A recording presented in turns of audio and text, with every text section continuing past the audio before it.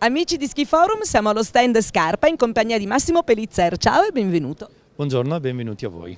Scarpa è un acronimo.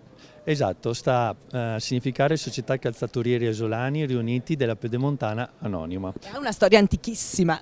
Antichissima, abbiamo appena festeggiato gli 80 anni, nasce nel 1938 e siamo qui per presentare le novità per la prossima stagione invernale. E infatti ha in mano lo scarpone pronto per la stagione 19-20. Esatto, è il nuovo Maestrale XT. Il Maestrale XT allarga la famiglia Maestrale, che è la nostra proposta per gli scarponi da sci alpinismo più performanti, e in effetti il Maestrale XT è l'ideale, è lo scarpone ideale per chi cerca uno scarpone da sci alpinismo ma molto orientato al freeride.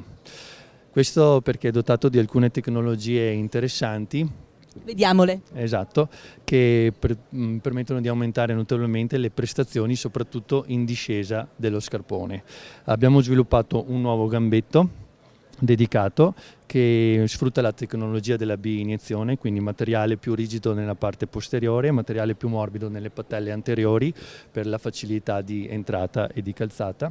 C'è un nuovo meccanismo ski walk molto più solido e robusto, ridotto al minimo in modo da evitare qualsiasi accumulo di ghiaccio o di neve e quindi avere un'estrema sicurezza durante l'attività.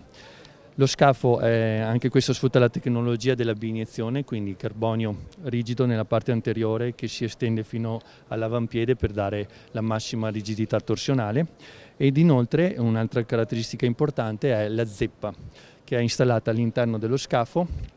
Questo strumento qua che permette di aumentare di 2 gradi in avanti l'inclinazione allo sciatore, questo per aumentare notevolmente quello che sono la trasmissione degli impulsi dello sciatore allo sci.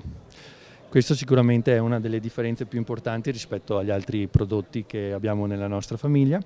Lo scarpone inoltre è dotato sempre di scarpetta termoformabile Intuition e una suola Vibram interamente in gomma che è conforme agli standard di ISO 9523, quindi praticamente consente la compatibilità con tutti gli attacchi da sci alpinismo disponibili sul mercato. Ti ringrazio Massimo, allora ci vediamo sulle nevi.